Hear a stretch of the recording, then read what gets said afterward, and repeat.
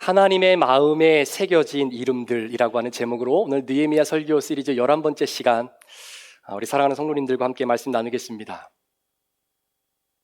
우리에게 주어진 인생을 살아가면서 내가 무엇인가 의미 있는 것을 남긴다는 것, 그리고 그 남겨진 것이 다른 누군가에게 좋은 그리고 선한 영향력을 미치게 되면 세상은 그 사람의 인생을 참 잘 살았다라고 이렇게 평가해 주기도 합니다. 예를 들어 이런 거죠. 서로 사랑하는 사람들이 그 사랑이 영원히 지속되기를 소망하는 마음으로 반지나 목걸이에 자신의 이름을 새겨서 함께 나누어 갖는 경우도 있습니다. 또는 내 사랑하는 사람이 내 존재와 함께 늘 함께하고 있다는 것을 느끼고자 하는 차원에서 서로가 함께 합의되어진 같은 상징의 물을 자신의 몸에 타투로 새기는 그러한 경우도 우리는 종종 보게 됩니다. 자, 이런 행위 가운데에 전제되어져 있는 것은 바로 그들만의 사랑이 영원히 지속되기를 원하는 그런 영원함에 대한 소망과 갈망이라고 말할 수 있을 것입니다. 그런데 어떻습니까? 그 영원함의 소망이 이 세상에서 영원히 지속되도록 세상이 우리를 그렇게 내버려 두던가요? 때로는 그렇게 사랑했던 사람도 마음이 틀려지고 등을 돌리는 순간 정말로 보고 싶지 않은 남이 되어져 버릴 때가 있습니다. 뿐만 아니라 서로 나와 늘 함께 한다라고 하는 존재의 의식을 함께 느끼기 위해서 내 몸에 같은 모양으로 타투를 했지만 마음이 틀어지고 또한 상황이 여의치 않게 되어지면 때로는 돈을 들이고 아픔을 감수하면서까지라도 그 타투를 다시 지워버리는 경향들이 사실 우리 가운데 있습니다. 결국 세상은 하나씩 우리를 잊어가 버리게 만들어 버리는 것이죠. 아마 저와 여러분들도 이 세상을 마감하고 난 이후에 2대, 3대만 흘러가도 그들의 뇌리 속에 저와 여러분들이 기억되리라고 하는 기대감은 그렇게 많이 두지 않으셔도 아마 될 겁니다. 영원히 나를 기억해 줄 거라고 믿었던 그 세상, 그러나 죄송합니다. 그 세상은 우리를 영원히 기록해 주지 않습니다. 그러나 세상은 기억하지 못해도 하나님의 뇌리와 하나님의 마음속에 기억되어져 있는 사람들의 모습이 성경에는 굉장히 많이 기록되어 있습니다. 오늘 우리가 함께 읽었던 바로 이 본문이 하나님의 마음속에 기록되어져 있는 사람들에 대한 이야기이기 때문입니다. 느헤미야가 예루살렘에 도착해서 성벽을 재건하고 예루살렘 도시를 재정비하고 난 이후에 인구조사를 실시하게 되는데 그 인구조사의 실시함을 통해서 오늘 하나님이 우리에게 어떤 은혜를 주실지를 함께 생각해 보기를 원합니다. 오늘 느헤미야는 1차로 이스라엘 백성들이 함께 예루살렘에 도착했던 그 사람들을 대상으로 인구조사를 하게 됐죠. 우리가 아는 것처럼 이스라엘 백성들이 바벨론의 포로로 끌려갔을 때 3번에 걸쳐서 끌려가게 됩니다. 마찬가지로 바벨론에서 예루살렘으로 돌아올 때도 3번에 거쳐서 포로 귀환이 있게 되는데 오늘 느헤미야가 인구조사를 하는 대상은 약 BC 587년경에 1차로 바벨론에서 예루살렘으로 돌아왔던 포로 귀환자들을 대상으로 인구조사를 하게 되고 그 인구의 수가 약 5만 명에 달하게 됩니다. 그 1차 포로 귀환의 리더자들로 오늘 본문 7절에는 수룹바벨과 예수아라고 하는 사람을 우리에게 소개하고 있는 것을 보게 됐죠. 여러분 한번 생각해 보십시오. 1차로 포로 귀환했던 이 사람들이 예루살렘에 돌아왔을 때의 예루살렘의 모습이 어떠했습니까? 완전히 황폐한 바로 그 자체였습니다. 성전은 불타 없어져 버리고 성벽은 와르르 무너져 있는 상황 속에서 무엇을 어떻게 시작해야 될지 몰라 그 황폐한 도시 한가운데서 덜썩 주저앉아 그저 망연자실함에 자신의 시야와 마음이 완전히 사로잡혀 있었던 바로 그때였습니다. 우리가 매스컴을 통해서도 보듯이 러시아가 우크라이나를 공격함으로 말미암아 그 도시 자체가 완전히 쑥대밭이 되어졌던 그 모습보다 훨씬 더 비참한 모습을 지금 1차 포로 귀환 자들은 그 도시를 보고 있는 상황입니다. 그럼에도 불구하고 1차로 본국인 예루살렘으로 돌아왔다. 무엇을 의미하는 것일까요?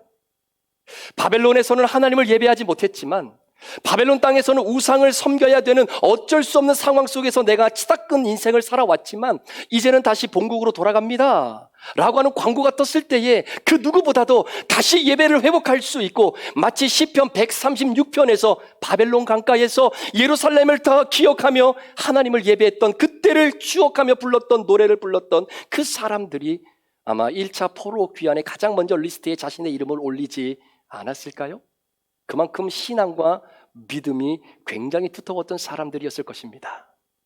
그들이 황폐한 예루살렘의 땅을 바라보면서 모든 것을 포기할 수밖에 없는 상황에서도 두 손 두 발 걷어붙이고 그들은 다시금 불타버린 성전을 새롭게 건축한 세대였습니다. 너무나 힘들었겠죠. 마치 이민 1세대 분들처럼 아무런 연고지가 없는 미국에 와서 가장 힘든 일부터 하나씩 일구어내었던 그분들의 노력과 헌신과 그 땀 흘림 때문에 이민 2세와 이민 3세대들이 그래도 삶의 윤택함을 누리며 살아갈 수 있는 그런 기초가 마련되었던 것처럼 말입니다. 여러분 한번 생각해 보십시오. 느헤미야가 지금 1차로 포로 귀환한 대상자를 대상으로 인구 조사를 하는 그 시점으로부터 BC 587년에 1차로 돌아왔던 그 사람들과의 시간적 공백은 무려 170년이라고 하는 시간의 공백이 있습니다. 그러니까 느헤미야 입장에서는 2차, 3차로 들어온 포로 귀환자들을 대상으로 인구조사를 하는 것이 아마 1차로 포로 귀환으로 돌아온 사람들보다 훨씬 더 쉬웠을 거예요. 왜냐하면 1차 포로 귀환자들은 그만큼 시간적 공백이 깊었기 때문에 이 사람들에 대한 자료나 정보를 수집하는 것이 그렇게 쉽지 않았기 때문입니다. 뭐 지금처럼 전산화 처리가 되어 있기 때문에 버튼 하나만 누르면 어느 사람이 언제 어느 곳으로 이사를 갔는지 어디에 사는지 그냥 쫙 데이터베이스가 되어 있던 시대가 아니었기 때문입니다. 자, 그런 가운데서 1차로 돌아와서 가장 밑바닥에서 삶의 터전을 닦았던 포로 귀환자들, 이제는 어느 정도 삶을 정리하고 안정된 삶을 살아가고 있는 상황 속에 느헤미야가 이렇게 이야기하는 겁니다. 그 편안한 삶을 내려놓고 예루살렘 성 안으로 들어와 살아달라라고 이야기하는 거지요. 자, 그런 소리를 들었을 때 여러분은 어떤 느낌이고 여러분은 어떻게 반응하시겠습니까? 쉽지는 않았겠죠. 하지만 하나님은 이 느헤미야를 통해서 1차 포로 귀환되었던 사람들이 예루살렘의 중추적인 세력이 되기를 우리 하나님은 원하셨습니다. 그래서 느헤미야를 통해 그들을 대상으로 인구 조사를 하게 되고 그 인구의 10분의 1에 해당되는 명수가 결국은 예루살렘 안으로 들어와 이주하며 살게 되는 결과를 보게 되는 것이죠. 어떻게 보면요, 야, 신도시에 사는구나, 야, 우리가 새 건물에서 새 아파트에서 사는구나, 뭐 이런 느낌 아니겠습니까? 굉장히 설레고 그리고 굉장한 기대감이 있었을지도 모르겠습니다. 그런데 뚜껑을 막상 열어보니까 그게 아닌 겁니다. 지난주에도 말씀을 나누었던 것처럼 가옥이 미처 준비가 되어 있지 않은 상황, 오늘날로 피어나면 아파트를 지어놓기는 했어요. 벽지를 발라놓기는 했는데 들어가 보니까 벽지가 다 말라서 붙어있지 않고 더덕더덕 떨어져 있는 그런 상황, 그렇게 가옥도 제대로 준비가 안 돼 있는 상황이니 어찌 주변에 편의시설들이 잘 구축이 되어져 있겠습니까? 1차 포로 귀환자들이 자신들이 살고 있었던 그 지역과 예루살렘의 신도시를 가만히 비교해 보니까 불편한 게 한두 가지가 아닌 거지요. 자, 그런 가운데서도 가장 위험했던 것은 예루살렘 성 안에 들어와 살게 되면 여전히 예루살렘을 무너뜨리기 위해 호시탐탐 노리고 있는 악한 적들과 대항하며 살아야 되기 때문에 그 긴장감과 공포감을 편히 놓고 살 수 없는 그런 부담감이 이들에게 있는 것입니다. 사랑하는 여러분, 그럼에도 불구하고 누군가는 예루살렘 성 안에 들어가서 그 성을 보호하고 지켜내야만 하는 것입니다. 어떻게 보면 1차 포로 귀환을 했던 사람들은 모든 미터전을 닦아놓았던 사람들이었기 때문에 오히려 2차, 3차로 포로 귀환으로 돌아온 사람들을 향해서 야, 우리가 밑작업 해놨으니까 이제는 너희들이 들어가서 좀 살아 라고 이야기를 해도 어느 누구 하나 1세대들을 향해 손가락질하며 어찌 그렇게 얘기할 수 있겠습니까? 라고 말을 못하는 상황이었다라는 것이죠.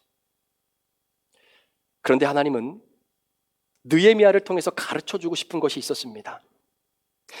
아니야, 어느 누구도 들어가서 살기를 원치 않는 그곳, 나는 너희들이 들어가서 살아주기를 바래. 우리 예수님이 그런 말씀하셨죠. 너희 중에 누구든지 으뜸이 되고자 하는 자는 종이 되어야 되고 누구든지 너희 중에 크고자 하는 자는 너희의 섬기는 자가 되어야 한다라고 말입니다.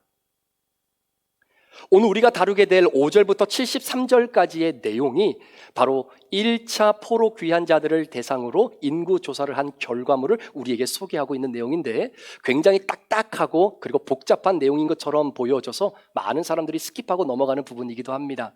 그래서 이 부분을 간단하게 한번 정리를 좀 해봤는데요. 여러분 먼저 스크린을 좀 한번 보시겠습니다. 자, 7장 5절부터 73절까지에 나와 있는 내용을 간단하게 요약을 하면, 자, 느헤미야 7장 8절부터 24절까지는 이스라엘 백성들을 가문 중심으로 분류를 해 놓은 결과를 기록하고 있는 거죠. 총 12개의 가문 중에서 16,722명이 결국은 다시 돌아오게 되는 겁니다. 자, 이어지는 7장 25절부터 38절까지는 이스라엘 백성들이 살고 있었던 본적지를 중심으로 그들을 인구 조사했던 내용을 기록하고 있는데 총 21개의 성읍과 마을에서 돌아온 사람들이 8,684명입니다. 자, 그리고 이어지는 7장 39절 이하부터는 포로 귀환에 참여했던 사람들이 어떤 카테고리 안에 들어가 있는지 카테고리별로 나누어서 정리해 놓은 결과물이다라고 보는 것이 좋을 것 같습니다.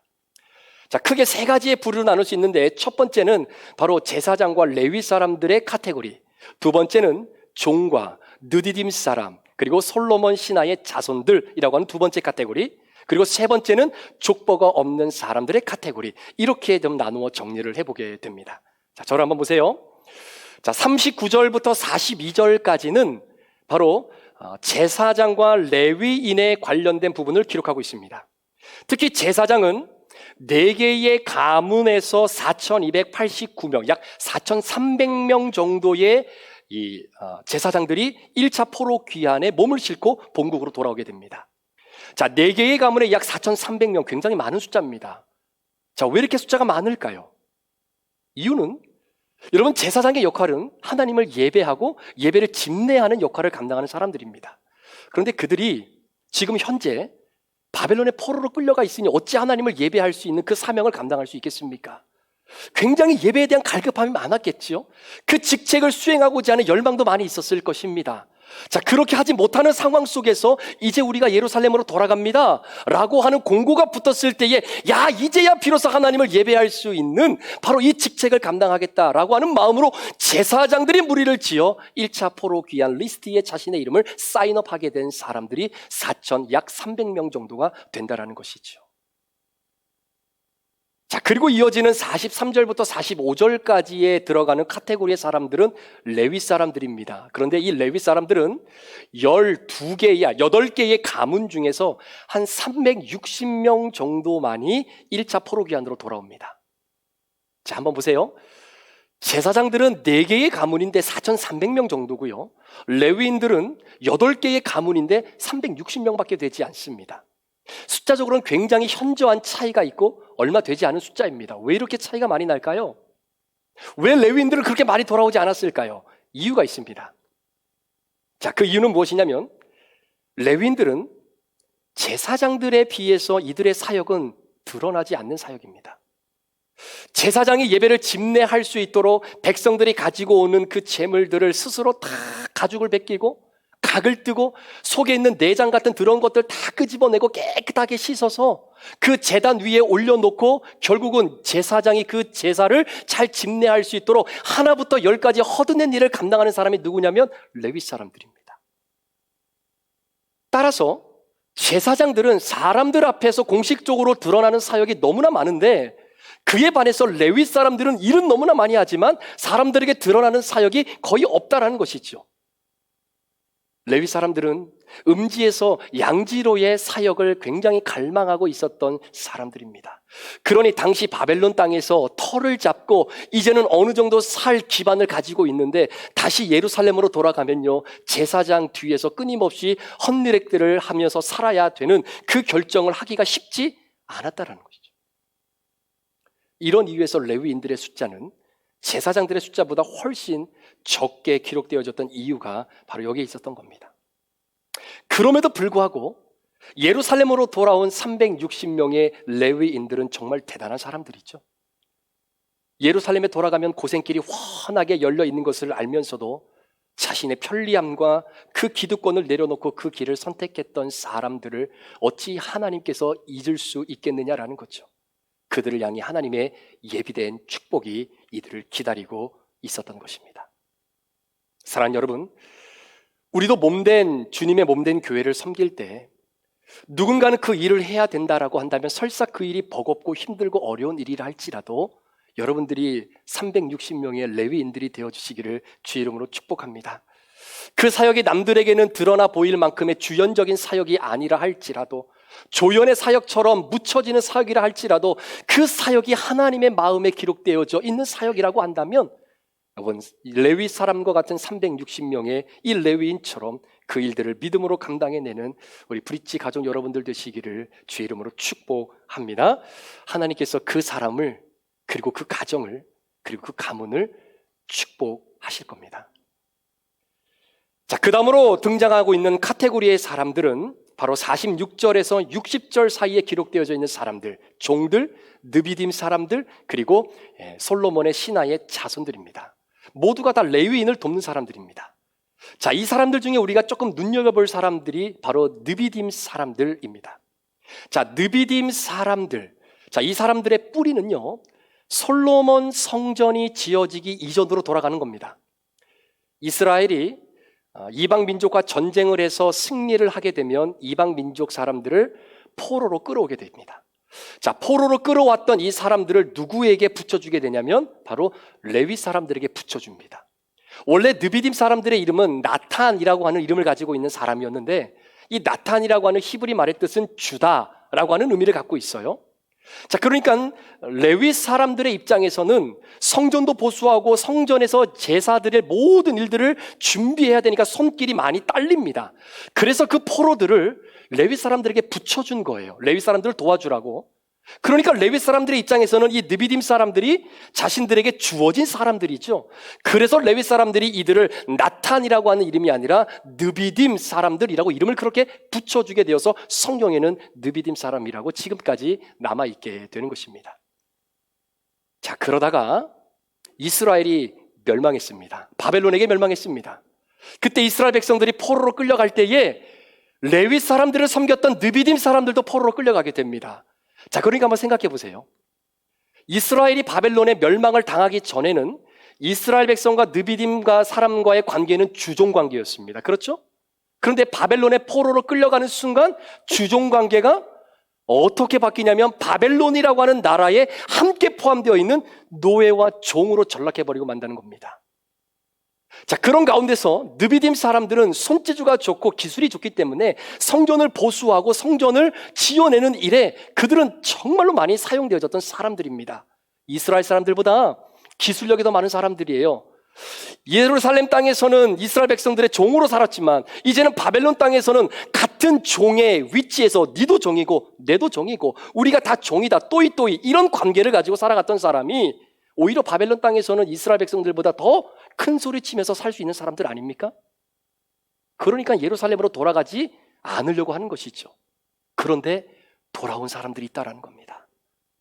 이들이 예루살렘으로 돌아가면 고생길이 환하게 불보듯 보일 수밖에 없는 겁니다. 제사장 밑에서, 레위인 밑에서 또 뒤치다꺼리 하면서 인생을 살아야 되는 바로 그 순서로 다시 내가 들어가야만 될 수밖에 없는 것을 너무나 잘 알고 있었던 느비딤 사람들 중에서 1차 포로 귀환으로 돌아온 사람들이 있다라는 것이죠. 사랑하는 여러분, 정말로 자신들의 기득권을 내려놓고 그럼에도 불구하고 그 모든 것들을 감내하기 위하여 예루살렘으로 돌아갔던 느비딤 사람들의 마음에는 어떤 마음이 있었을까요? 야, 하나님의 성전, 그 성전을 내가 보수하고 지켜내는 그 믿음이 어찌 이들에게 없다라고 말할 수 있겠습니까? 그런 느비딤의 사람들을 우리 하나님이 어찌 잊으실 수 있겠느냐라는 것이죠. 여러분, 드라마나 영화가 시청자들의 마음에 잔잔한 감동을 오랫동안 남기는 작품들을 보면 주연 혼자 잘한다고 되는 게 아닙니다. 주연 혼자 잘한다고 되는 게 아닙니다. 주연과 조연을 진짜 주연과 조연이 되도록 빛나게 해줄 엑스트라들이 필요하다는 거예요. 그 엑스트라들의 열심이 결국은 주연과 조연을 빛나게 하는 것과 마찬가지로 오늘 느비딤 사람들은 주연 역할을 했던 제사장들, 조연 역할을 했던 그 레위인들을 빛나게 해주었던 바로 엑스트라와 같은 역할을 했던 사람들입니다. 그런데 어떻습니까? 영화나 드라마의 엑스트라는 시청자들의 뇌리 속에서 너무나 쉽게 잊혀져 가는 사람들입니다. 그럼에도 불구하고 그런 엑스트라 역할을 감당했던 느비딤 사람들이 예루살렘으로 돌아와 하나님의 일을 감당할 때 하나님은 그들의 이름을 자신의 마음판에 새겨놓게 됩니다. 하나님은 잊지 않으세요. 세상은 잊어버려도 사람들은 기억하지 못해도 그저 아침 이슬과 같이 쉬이 사라지는 인생을 산다 할지라도 하나님의 마음에 기록되어져 있는 그 사람들의 인생은 드디어 역전 드라마의 인생의 주인공들로 하나님이 축복해 주시는 것을 보게 되는 것이죠. 하나님의 마음에 기록된 사람들. 자, 마지막 카테고리로 등장하고 있는 사람들이 61절부터 65절까지 기록되어 있는데 이 사람들의 특징이 있습니다. 64절에는 이 사람들의 특징을 뭐라고 표현하고 있냐면 이 사람들은 계보 중에서 자신의 이름을 찾지 못한 사람들이었다. 이렇게 명명하고 있습니다. 여러분, 계보 중에 내 이름이 없다는 것은 그 사람은 족보가 없다라는 이야기예요. 여러분, 족보가 없다라고 하는 것은 무슨 의미겠습니까? 족보가 없다는 것은 그만큼 남들에게 말 못할 아픔과 시련과 고통을 가지고 살았던 사람들이다라는 것이죠. 자신의 족보가 드러나게 되면 죽임을 당할 수 있을 만큼 뼈아픈 사연과 아픔을 가지고 살아갔던 사람들이 바로 족보가 없는 한 카테고리에 속해 있는 사람들입니다. 누가 그러더라고요. 우리가 조선 왕조를 이렇게 보더라도 왕권이 바뀌고 그리고 폐위가 되면 그 전 왕권에 있는 자손들은 완전히 다 왕족들은 죽이지 않습니까? 쿠데타를 일으키게 하지 못하기 위해서. 자, 그래서 그 왕권에 밀려 나갔던 사람들 가운데에 자신의 족보를 드러낼 수 없는 사람들. 왜냐하면 내가 왕족이라는 것이 드러나면 죽게 되니까. 그렇기 때문에 그것을 숨기고자 왕족이지만 왕족이라고 드러내지 못한 사람들이 바로 왕자에다가 점 하나를 딱 찍어서 그래서 옥자라고 하는 이름을 가지고 살아가는 사람들이 바로 그러한 사람들이다라고 말하는 분들도 있고요. 또 임금 왕자에다가 이렇게 지붕을 갖다 얹혀놓으면 그것이 전자가 됩니다. 그래서 이 전시를 가지고 있는 분들도 아마 그러한 의미에서 이름을 그렇게 성을 따지 않았겠는가라고 생각하시는 분들도 있다라는 거예요. 저에게는 옥시는 아직 없습니다. 근데 전시는 있죠. 왕족입니다. 왕족이에요. 그러나 자신의 가문을 드러내지 못했던 사람들. 특히 이민자들의 삶에 이런 모습들이 좀 많이 있는 것 같습니다. 예를 들어서 타주에서 오셨든지 새로운 분들이 이렇게 교회를 방문하고 함께 예배를 드리면 우린 너무나 기쁘고 좋아요. 그리고 반가운 나머지 그분들에게 찾아가서 이런저런 이야기를 하면서 순식간에 호구조사로 훅 들어가게 됩니다. 그러다 보면 여러분이 조심하셔야 될 것이 뭐냐면 서로 함께 이야기를 나누다가 이거 범상치가 않다. 무엇인가 우리에게 말하지 않고자 하는 것이 있는 것 같다라고 하는 느낌이 들 때 여러분 조심하셔야 됩니다. 과거의 아픔과 힘듦을 딛고 새롭게 출발하고자 하는 분들이 많이 계시기 때문이에요. 특히 가정사는 더더욱 그렇습니다. 나는 너무나 반갑다라고 훅 들어가 후구조사하는데 사실 그거를 말하기가 아직은 힘들게 느껴지는 우리 주변에 귀한 분들이 많이 있기에 우리는 조심스럽게 기다려주며 그리고 우리의 마음과 뜻을 다해서 그분의 손길을 기다리고 도움의 마음을 드려야 되는 것이죠. 자, 보십시오. 족보가 없는 사람들입니다. 예루살렘에서 정말로 상처와 아픔과 시련을 겪으며 살았던 사람들입니다. 그들이 바벨론 포로로 끌려왔습니다. 그런데 족보 없는 사람들이 다시 그리로 돌아가고 싶을까요? 제가 그 사람들이라면 아예 과거를 묻고 바벨론 땅에서 새로 출발할 것 같아요. 과거를 묻지 마세요. 그러면서 새롭게 출발하겠죠. 더 안 돌아가고 싶지 않겠습니까? 그런데 1차 포로 귀환의 세 번째 마지막 카테고리로 들어간 사람들이 누구냐면 족보가 없는 바로 이러한 사람들이었다라는 것이죠. 하나님은 이들을 받아주신 겁니다. 하나님의 임재를 향한 예루살렘 성전을 향한 그 열정이 내가 갖고 있는 그 마음의 상처와 아픔보다 훨씬 더 컸기에 그들은 모든 것들을 포기하고 1차 포로 귀환 리스트에 자신들의 이름을 올려놓게 되는 것이죠. 여러분, 족보가 없는 사람들 세상에 누가 알아주겠습니까? 아침 이슬처럼 쉬 사라져도 그 사람이 어떻게 살고 어떻게 죽었는지도 어느 누구도 관심 가져주지 않았던, 세상에서는 완전히 잊혀져 버린 족보 없는 사람, 그러나 하나님의 마음에 기록되어진 그 사람들의 인생을 하나님은 책임져 주시게 되는 것이죠. 우리 사랑하는 브릿지 가족 여러분, 지금까지 하나님께서 느헤미야를 통해 실시했던 1차 포로귀환의 인구조사의 이 말씀을 통해서 하나님이 저와 여러분들에게 말씀해 주기를 원하시는 것이 무엇일까요? 지난 한 주 세미나를 마치고 시카고로 돌아오는 비행기 안에서 이 말씀을 이렇게 묵상하면서, 하나님, 도대체 이 인구조사를 통해서 우리 성도들에게, 저에게 무엇을 말씀해 주기를 원하십니까? 묵상하는 가운데 제 마음에 주셨던 마음이 있었어요. 그것이 무엇이냐면, 무영아, 이 이야기는 1차 포로 귀환으로 돌아온 사람들의 이야기가 아니라 바로 네 이야기야. 그리고 브릿지 교회 성도 한 사람 한 사람에 대한 이야기야. 그 생각이 드는 순간 하나님이 제게 주셨던 지혜는 그런 거였습니다. 아, 내가 족보 없는 사람이었지. 여러분들이 족보 없는 사람 아니었습니까? 내가 느비딤 사람이었지. 우리가 느비딤 사람들 아니었습니까? 예수 그리스도를 알지 못했다면 이 세상에서 전혀 기억되어지지 못할 사람, 아니 영원까지도 기억되지 못할 사람, 영원히 꺼지지 않는 그 지옥불에 들어가 영원히 그 아픔과 고통을 겪어야만 했던 바로 그 포로된 자들 아니었나요? 그런 족보 없이 그런 포로의 삶을 살아갈 수밖에 없었던 느비딤과 같은 우리들을 하나님께서 그의 아들 예수 그리스도를 통해 우리를 죄에서 건져내 주시고 아들을 십자가에 죽게 하심으로 말미암아 우리에게 영원한 하나님의 나라를 선물로 주셨을 뿐만 아니라, 이제는 족보 없는 사람이 아니라 레위인으로, 제사장으로 하나님의 영적 권위를 가지고 하나님 앞에 예배를 집례하고 인도할 수 있는 만인 제사장의 역사를 우리에게 주신 그 하나님의 은혜를 경험하고 있는 사람들이 저와 여러분 아닙니까? 아니, 한 걸음 더 나아가서 영적인 레위인과 제사장을 뛰어넘어서 하늘을 창조하시고 이 땅을 창조하시는 그 영원하신 하나님 아버지가 내 아버지다라고 고백할 수 있는 하나님의 자녀로 우리를 만들어주신 그 놀라운 은혜만으로도 우리는 너무나 충분한 사람들 아닙니까? 주님, 내 이름 아시지요? 내가 지금 무슨 생각하는지도 주님 아시지요? 라고 물었을 때 하나님의 마음에 새겨진 그 세 글자의 이름의 고백, 내가 네 이름을 안다라는 거예요. 내가 지금 네가 무슨 생각을 하고 있는지도 안다라는 거예요. 말씀을 마무리하면서 여러분들의 사진 2장을 좀 보여드리길 원합니다. 첫 번째 사진을 먼저 한번 보실까요? 여러분, 이 사진은 6.25 한국전쟁 당시에 대한민국이라는 나라를 한 번도 와보지 않았던 젊은 그런 군인들, 해외의 군인들, 다른 민족의 군인들이 대한민국의 자유와 민주주의 수호를 위해서 자신의 소중한 생명을 아낌없이 바쳤던 바로 전사자들의 이름을 대리석에 새겨놓은 바로 그것입니다. 제가 이분들의 이름을 이렇게 보면서 정말로 아는 사람 이름이 하나도 없더라고요.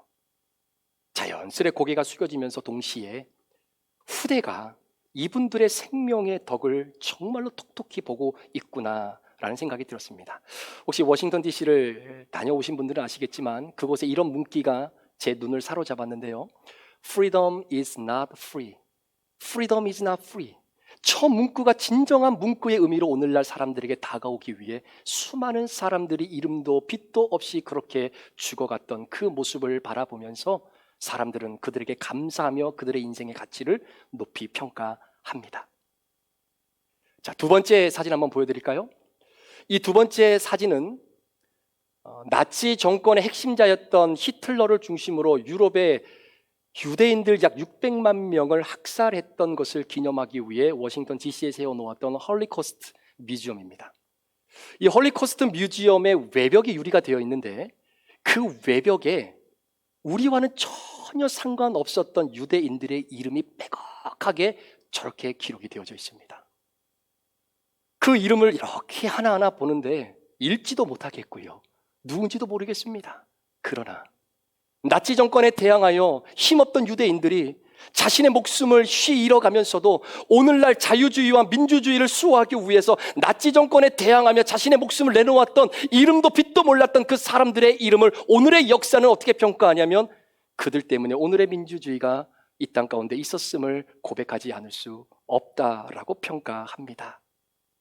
이렇게 대리석에 새겨진 그들의 이름, 저 유리벽에 세워졌던 그 유대인들의 이름, 그 새겨진 이름을 보더라도 오늘날의 세상의 역사는 그렇게 그들을 인정하고 평가하고 있는 반면에 영원히 사라지지 않고 지워지지 아니하는 하나님 아버지의 마음에 저와 여러분들의 이름이 새겨져 있다라고 하는 것 자체가 어찌 이 세상에 무엇과도 바꿀 수 있는 축복이 될 수 있겠느냐라는 것이죠. 그 하나님을 내 아버지라고 부르며 주님 앞에 우리의 마음을 고백할 때에 우리는 이렇게 고백할 수가 있는 것입니다. 그는 내 아버지, 난 그의 소유, 내가 어딜 가든지 날 떠나지 않죠. 우리 하나님이 여러분들의 이름을 아십니다.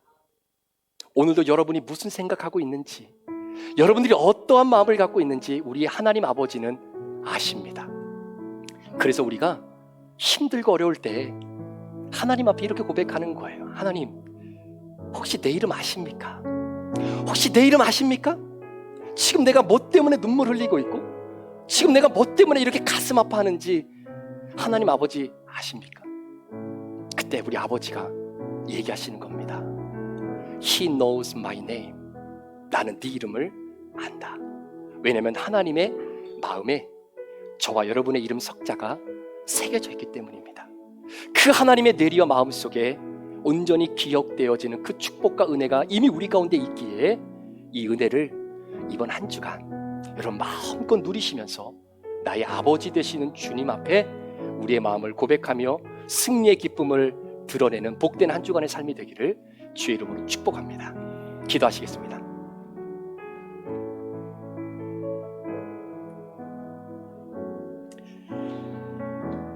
이 시간에 말씀을 기억하시면서 잠시 한번 우리 눈 감고 기도하실 때에 내가 세상에서 내 이름이 드러나지 않고 사람들에게 내가 했던 것들이 드러나지 않아서 그것을 드러내고자 인생을 살아가는 그러한 어리석음 우리 가운데 있지 않기를 원합니다.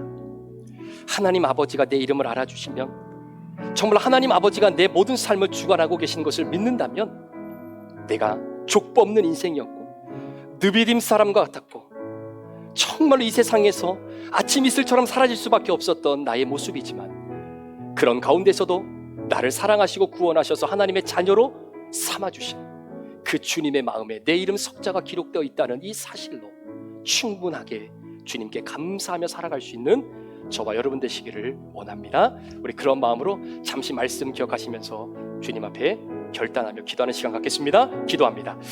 하나님 아버지 감사합니다. 이 시간 주님 은혜 가운데에 우리 귀한 성도들을 붙잡아 주시고 하나님의 거룩하신 은혜가 우리 가운데 이미 임했음을 고백합니다. 하나님, 내가 무엇 때문에 힘들고 무엇 때문에 아파하고, 하나님 내가 무엇 때문에 이렇게 주님 앞에 눈물을 흘려야 되는지 주님 아시지요.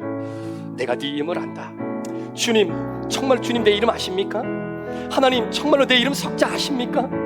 하나님 정말 아신다면 어떻게 이렇게 하실 수 있습니까? 라고 하는 우리의 한탄과 넋두리가 우리 인생 가운데 너무나 많이 있지만, 하나님 그럼에도 불구하고, 아니 네가 왜 눈물 흘리고 네가 왜 마음 아파하고 네가 왜 그렇게 주저앉고 있는지 내가 알아 라고 말씀하시는 그 주님의 음성에 오늘도 아바 아버지를 부르고 일어날 수 있는 우리 믿음의 성도들 될 수 있도록 하나님 도우시고 역사하여 주옵소서. 이 시간 함께 믿음으로 찬양하며 나아갈 때에 우리의 믿음의 고백이 되고 주님의 음성이 우리의 심령 가운데에 잔잔하게 들려오는 그런 아름다운 은혜가 우리 가운데 있기를 원합니다. 나를 지으신 주님, 나를 지으신 주님, 내 안에 계셔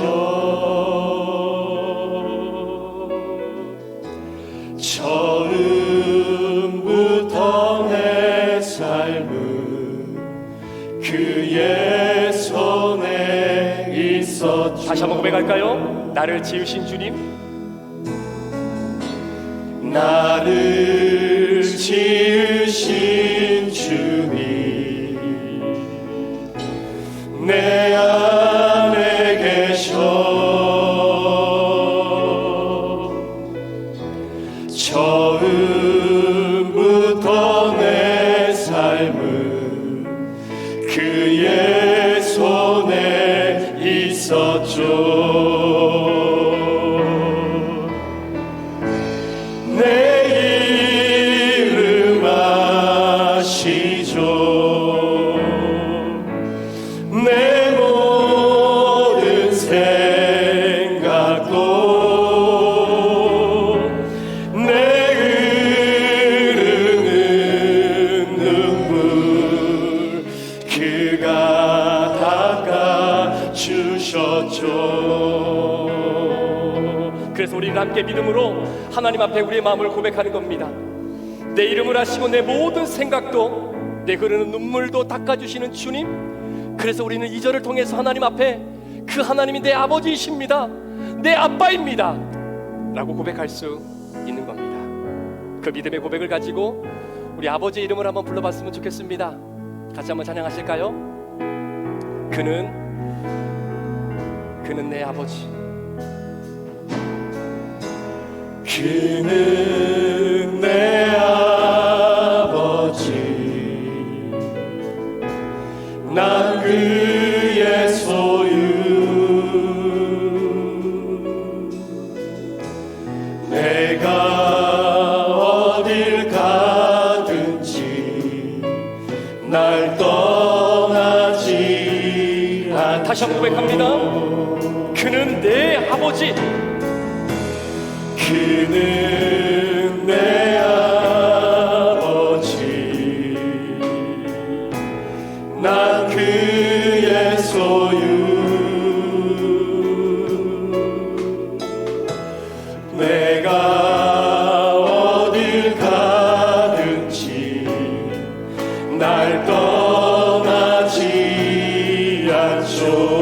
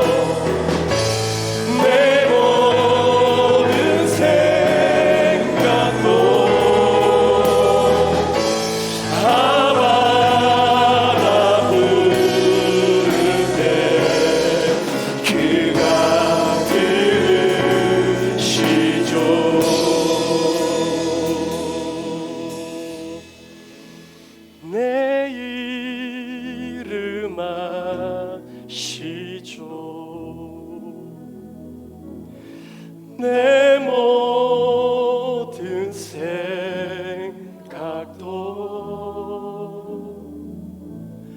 아바라 부를 때 그가 들으시죠.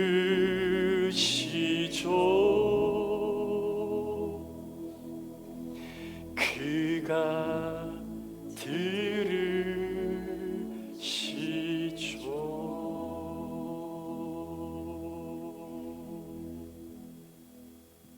하나님 아버지,